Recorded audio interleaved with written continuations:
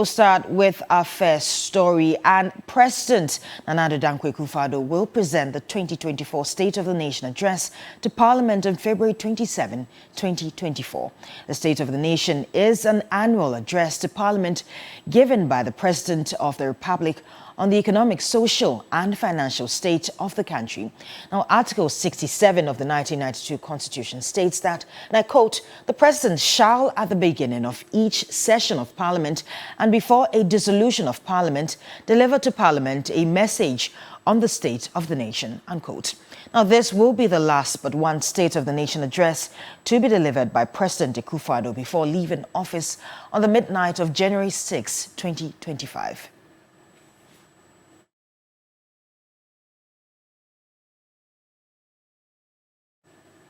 But it will be a battle of policies that appears certain as the December 7 general election inches closer.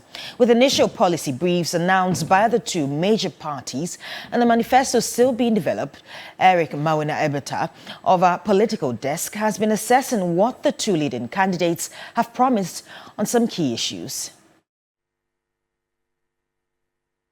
The ball's been set rolling. An election that will be dominated by whose policy is superior.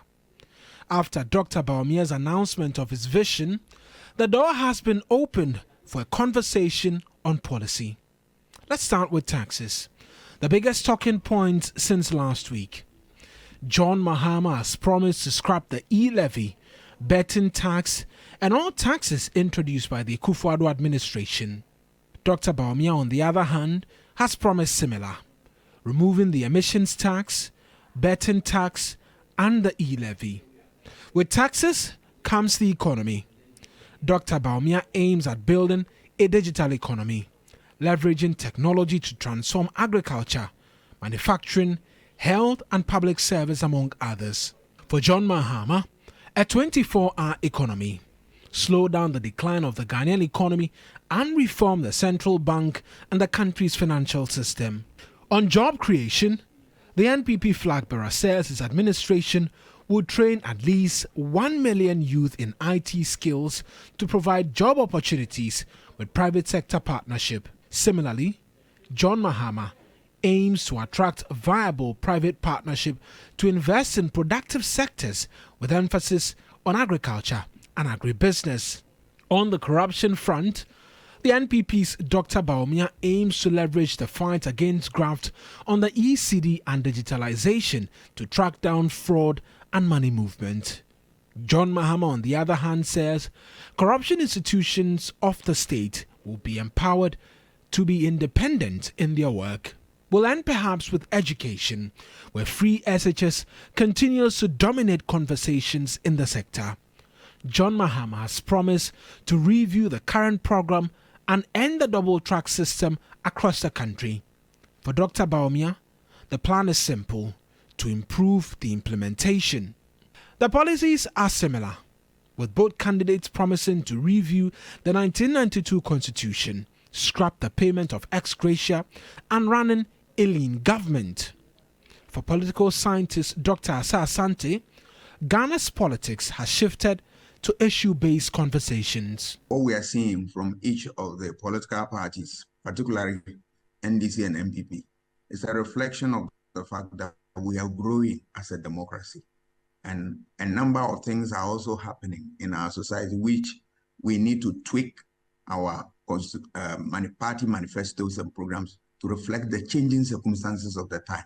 So what we are seeing is no news, but the real difference is how they walk the talk in all this area. But what does the ordinary Ghanaian make of the announced promises? I'll prefer the digitalization because that might really help, but to make work very easy for us. I think the 24 hours will be better for Ghana economy now. I think Ghana needs the 24-hour economy over digitalization, because looking at our nation right now, you realize that a lot of people are not so accustomed to the digital platforms and what have you. I should think we should do what is happening right now. So I think digitalization would help.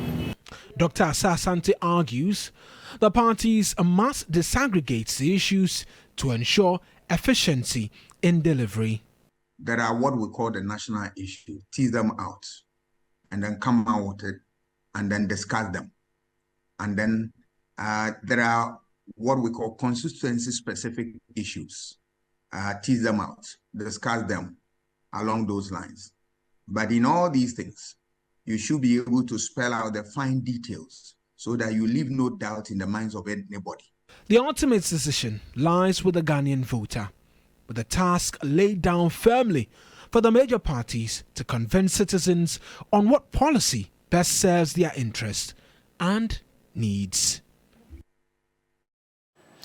I will stay on politics, and in most democracies, gaining power is an open exercise allowing ordinary individuals to strive for greatness. But hereditary positions raise concerns among some. Duke Mensah Opoku of our political desk evaluates the increasing trend of second-generation politicians directly taking after their parents. President Akufo-Addo, Vice President Dr. Mahmoud Bawumia, and the NDC's John Dramani Mahama are all second-generation politicians. Akufo-Addo's father, Justice Edward Akufo-Addo, was a ceremonial president in the Second Republic. Dr. Bawumia's father, Alhaji Muni Bawumia, was MP, minister, and one-time chairman of the Council of State. And John Mahama's father, Emmanuel Adama Mahama, was an MP and minister under the Nkrumah regime. The current parliament has a number of politicians taking after their parents in there. In the current parliament, there are a number of second-generation politicians who are applying their trade in the House. There is Zaneto Rawlings, whose father was the president of this country, and she now represents the people of Klote Kole in parliament. There's also Farouk Aliyu Mahama, who is member of parliament for Yendi, whose father, Alhaji Aliyu Mahama, was vice president under the Kufuor regime. And then there is Betty Crosby Mensah, whose father was member of parliament for Afram Plains. For MP for Afram Plains North, Dr. Betty Crosby Mensah, irrespective of the fact that her father, Crosby Mensah, was also MP, her path into politics and parliament was not an easy ride. Most often, when I even went round, I saw that in the deepest of rural communities, there were some level of infrastructure that the people attributed to my father. Yes, still, the communities came out to say that because my father did not perform, I wasn't fit to handle the position. And so, to some extent, I wouldn't say it gave me a leap, but I believe sincerely that as a person holding that office must have definitely had an impact. Ralph Pokuadusei has just won the NPP primary to contest the safe seat of Bekwai in the Ashanti region, beating national policing sensation COP retired George Alex Mensah. 3 generations of his family have been involved in UP MPP politics. He says he owes his trajectory to the influence of his forebears. My father is a founding member of the Bekwai constituency. As a matter of fact, when you look at the history, he was the first elected constituency chairman. That naturally brought my interest in politics up. Not forgetting that my father's junior brother was the member of parliament elected in the year 2000-2001, and he served under His Excellency the former President John Ejekum Kufuor for 8 good years. Honorable Kofi Adusei, former MP. But is this a good trend? If we allow the children of politicians to take charge, we still wouldn't have the feel of the country. Moreover, we are complaining about embezzlement and mismanagement and other stuff, and then it's a trend. It will still go in that same direction. Some of the politicians are very good. Let me use the late Rawlings as an example. He was the president of Ghana, and then now his daughter, Honorable Zenato, is an MP for Osuklote, and she's working very well. In the UK Parliament, there are 67 MPs who are either related to current or former MPs. And in the US, the Kennedys, Bushes, DuPonts, among others, are established political families.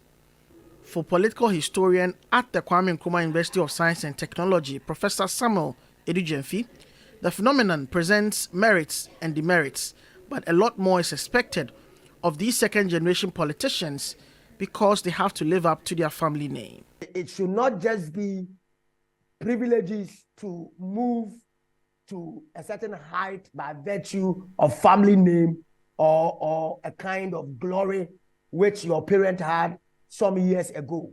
You'd rather have the privilege or the opportunity to pursue your own ambitions within the realm of what you have learned from your father. When you come only by virtue of what your father has been able to chalk over the period, you may falter, you may fumble, you may not be able to live up to expectation. Duke Bento Poku, TV3 News, Accra. To some issues on governance now, the Chamber of Local Governance is advocating for the allocation of a portion of the District Assembly's common fund to Assembly members for purposes of development in the electoral areas. Now, this, the Chamber argues, would enhance the relevance of Assembly members in the country's governance structure. The Constitution created the District Assembly's common fund to transfer financial resources from the central government to local governments. The statutory fund accrues from the provision of an allocation of not less than 5% of the total revenues of Ghana to the District Assemblies for development, and the amount shall be paid into the District Assembly's common fund in quarterly installments. Dr. Richard Fiadomo of the Chamber of Local Governance is of the view that Assembly members must be given a share of the fund to undertake development projects in the electoral areas. Look at the Assembly members, they are supposed to be the representatives of the people. Yet we have a District Assembly's common fund that is meant for development at the MMPs. We have a situation whereby members of parliament are ex officio members of the Assembly, yet they are entitled to about 8% share of the DACF. Unfortunately, Assembly members who are bona fide members of the Assembly members who are the direct representatives of the people in their respective electoral areas do not even have 1 peso allocated to them in terms of the DACF. And for me, I think that is most unfortunate. The assemblies are responsible for overall development of the district, municipality or metropolis, including promotion of local economic development, basic education and public health, environmental protection and sanitation, and the improvement and management of human settlements. Meanwhile, local governance expert Dr. Frederick Ojuro says delays in releasing funds to assemblies hamper development at the local level. Now, he however says assembly members should find innovative ways in generating funds locally for development.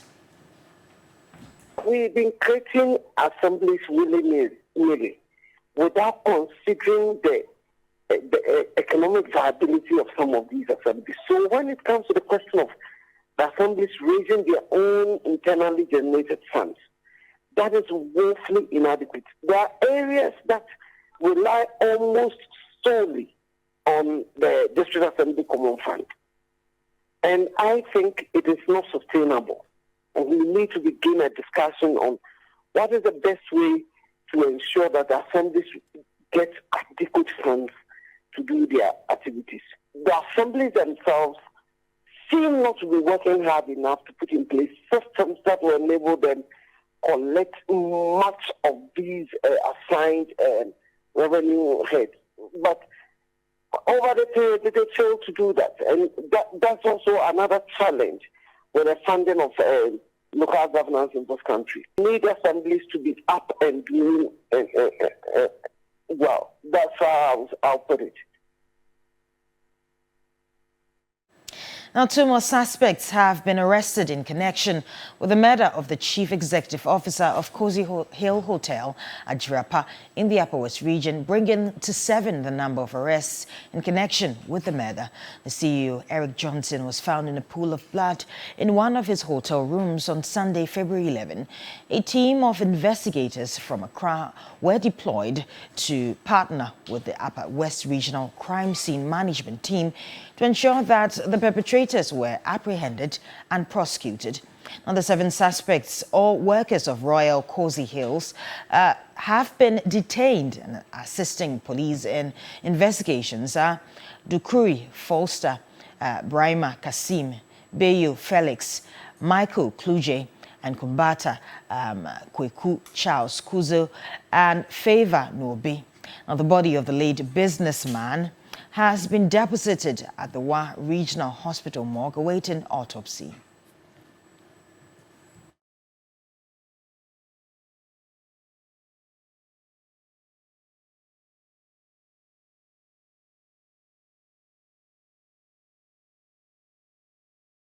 Now, host communities of the Future Global Resources Mine, a gold mining company at Bogoso in the Western region, have joined the workers in another demonstration. The municipal chief executive, Dr. Isaac Dasmani, has revealed that FGR has failed to honor its property rate to the assembly for the past 3 years, seriously affecting their IGF.